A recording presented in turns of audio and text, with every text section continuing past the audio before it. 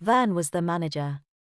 50 and stout, he was a bit of a curmudgeon at times but treated everyone fairly. There were several instances last summer where Megan thought the vein in his forehead would explode after he got off the phone. Megan found Vern going through a stack of invoices in the office. He seemed neither surprised nor relieved to see her.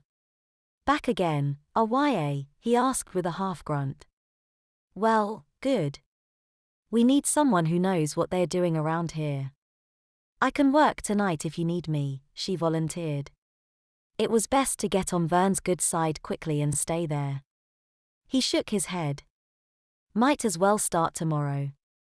Megan forced a smile, but he had already gone back to his invoices. With nothing to do, she considered leaving, but quickly remembered Doc Hardy's advice and the prescription in her pocket. She was a little hesitant to have it filled at the place where she worked, but then again she was not about to let this thing get the better of her. Besides, many of the pharmacists only put pills in a bottle and wouldn't even know what her script was for.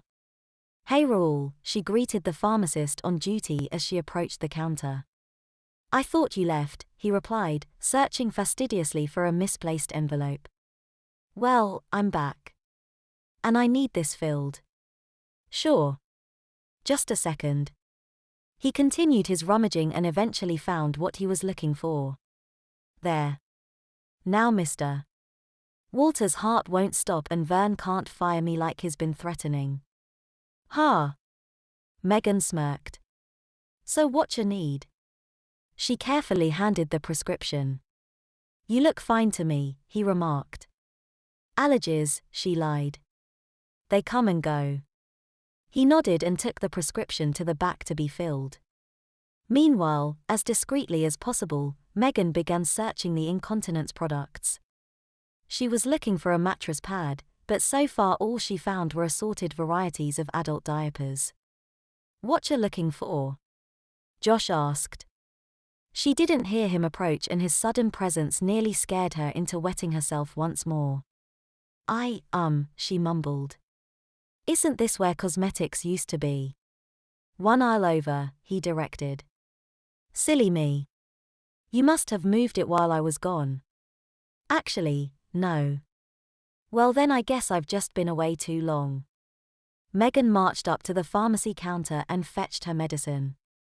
She bid everyone goodbye and assured them she'd see them all bright and early tomorrow. "How are things at the pharmacy?" Drew asked over dinner. "Pretty much the same," Megan answered. "I go in tomorrow." "I heard you had a visit with Dr. Hardy." "What about?" Megan blushed. "A woman's problem, dear," Nancy interjected. Drew nodded and said no more. "Does Megan have PMS?" Stephen asked. "Billy said his sister had it and then she acts like a real bitch."